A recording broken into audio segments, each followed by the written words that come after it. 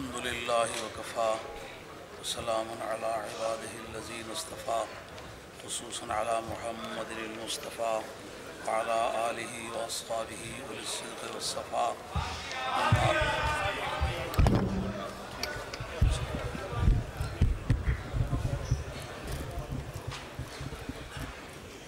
اما بعد فقد قال اللہ تبارک وتعالی جل جلالہ فی القرآن المجید والفرقان الحمید اعوذ باللہ من الشیطان الرجیم بسم اللہ الرحمن الرحیم انما یخشی اللہ من عبادہ العلماء صدق اللہ مولانا العظیم وبلغنا رسولہ النبی الکریم ونحن علی ذلک من الشاہدین والشاکرین والحمد للہ رب العالمین الصلاة والسلام علیک یا سیدی یا رسول اللہ علیہ وسلم الصلاة والسلام علیک یا سیدی یا رسول اللہ وعلی آلہ واصحابہ یا حبیب اللہ۔ معزز علماء کرام، پیران طریقت، خصوصاً مہمانان خصوصی حضرت صاحبزادہ محمد فضل کریم صاحب نور نظر محدث اعظم پاکستان۔ جب میں محدث اعظم پاکستان کہتا ہوں تو مجھے پاکستان کی سرحدیں لرزتی ہوئی نظر آتی ہیں کہ ان کے ترجمے کے لیے، ان کی عظمت کو گھیرنے کے لیے پاکستان کا پرسکرائبڈ ایریا ناکافی معلوم ہوتا ہے۔ خدا کی زمین پر اس وقت کوئی مسلم آبادی نہ ہوگی جہاں حضرت محدث اعظم رحمۃ اللہ علیہ کا فیضان نہ پہنچا ہوگا۔ بہرحال لوگوں کی تعبیر میں محدث اعظم پاکستان ہی ہے، میں بھی کہتا ہوں۔ اور شہباز شریف خان صاحب، میں ان کا بہت خصوصیت کے ساتھ شکر گزار ہوں کہ جنہوں نے ایک فقیر کی دعوت کو شرف قبولیت عطا فرمایا، اور تمام پیران طریقت اور علماء ربانی کا انتہائی تہ دل سے شکر گزار ہوں کہ میرے جیسے ناچیز آدمی کی دعوت کو انہوں نے قبولیت کا تاج پہنایا ہے۔ اور تمام معززین و اشرفاء جو مقامی ہیں یا باہر سے تشریف لائے ہیں، جو خصوصیت سے ہمارے مریدین 10 کوچیں، 2 منی بسیں، غالباً 6-7 بڑی ویگنیں اور درجنوں کے حساب سے گاڑیاں لے کر کے، یہ تو ہمارے صرف مرید آئے ہیں۔ باقی لوگوں نے ہم پر جو مہربانی فرمائی ہے اس کا بے حد شکر گزار ہوں۔ بہرحال اس وقت خطبہ صدارت کی بھی کوئی حیثیت نہیں سمجھتا، میں نے تو اپنے 2 دوستوں کی عزت افزائی کے لیے اور ان کے بیانات کو اچھی وضاحت کے ساتھ قوم تک پہنچانے کے لیے ایک موقع فراہم کیا ہے، اور یہ چاہا ہے کہ ہمارے علماء ربانی اپنے قیمتی اور ذرّی خیالات سے ہمیں نوازیں۔ میں نے قرآن مجید کی جو آیہ مبارکہ پڑھی ہے وہ ناتمام حالت میں ہے، انما یخشی اللہ من عبادہ العلماء۔ علماء کرام اس کا ترجمہ عام طور پر یہ کرتے ہیں کہ جو علماء ہیں اللہ سے صرف علماء ہی ڈرتے ہیں، مگر قواعد عربیہ کے نسخے سے زیادہ بہتر ترجمہ یہ بنتا ہے انما یخشی اللہ من عبادہ العلماء۔ جو طرق قصر بلاغیوں کے نزدیک اس میں انما کے بعد جو 2 جزو آتے ہیں، جزو اول مقصور ہوتا ہے، جزو ثانی مقصور علیہ ہوتا ہے۔ اس کے معنی یہ بنیں گے کہ یہ قصر فعل علی المفعول ہے، یعنی جو علماء ہیں وہ صرف اللہ ہی سے ڈرتے ہیں اور کسی سے نہیں ڈرتے۔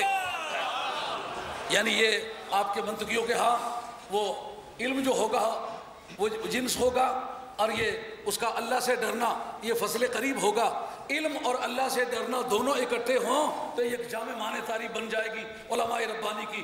علماء ربانی ہوتے ہی وہ ہیں جن کے دل میں اللہ کے سوا کسی کا خوف نہ ہو۔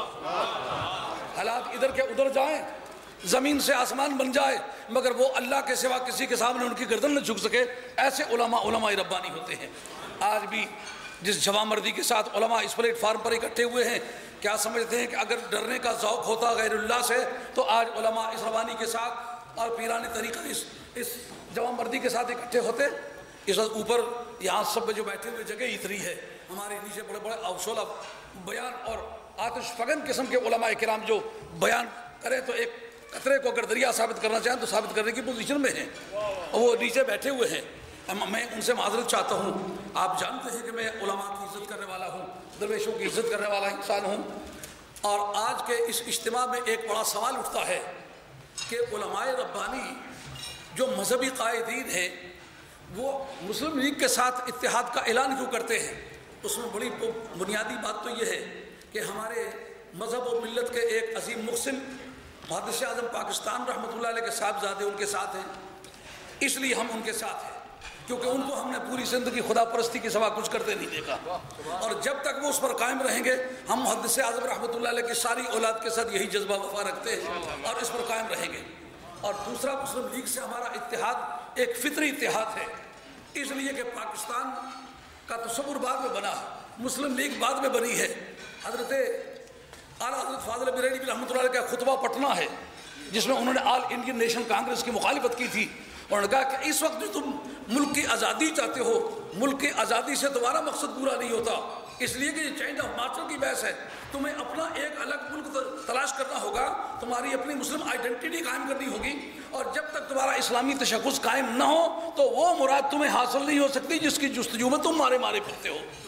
اس لیے کہ اگر کسی حاکم کے برسر اقتدار آنے سے اور ملک کے اندر سرگرمیاں آزاد ہونے سے تمہارا مقصد پورا ہوتا تو یہ مطالبہ تم اس سے بھی کر سکتے تھے، ایک غیر ملکی حکمران ہے، آیا ہے چلا جائے گا، لیکن اگر ہندو کے قبضے میں آ گئے تو تمہاری جان کبھی نہیں چھوٹے گی۔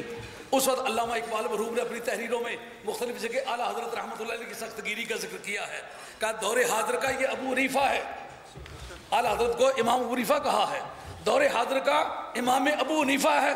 آپ سمجھتے ہو کہ خوشامد کے انداز میں وہ بات کہہ سکتا ہے؟ نہیں، سرود برسر ممبر کا دیو سے وطن است چہ بے خبر سے مقام محمد عربی، اپنے وقت کے سب سے بڑے دانشور کے گریبان پر اس کا ہاتھ ہے، کہتا ہے سرود برسر ممبر کا دیو سے وطن است چہ بے خبر سے مقام محمد عربی۔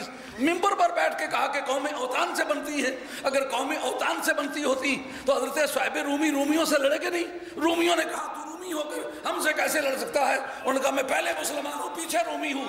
حضرت صالح یمنی یمن والوں سے لڑے، انہوں نے کہا تو یمنی ہو کر آل یمن سے کیسے لڑ سکتا ہے؟ انہوں نے کہا میں پہلے مسلمان ہوں پیچھے یمنی ہوں۔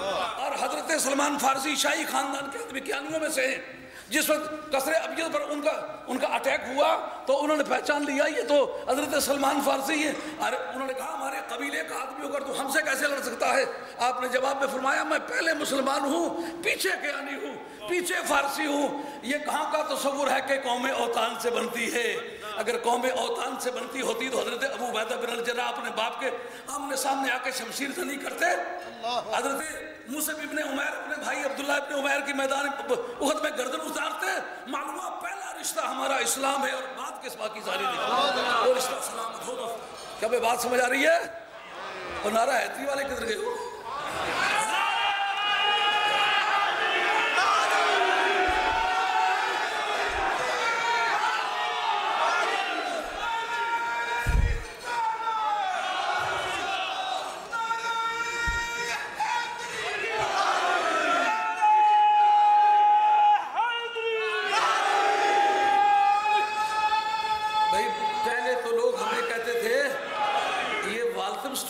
شاہ صاحب نعرہ حیدری بنواتے ہیں، یہ صورتیں نظر آ رہی ہیں، یہ والتم سرو کے شاہ صاحب ہیں، یہ صورتیں نظر آ رہی ہیں، یہ والتم سرو کے شاہ صاحب ہیں۔ معلومہ پوری ملت کا نعرہ حیدری ہے۔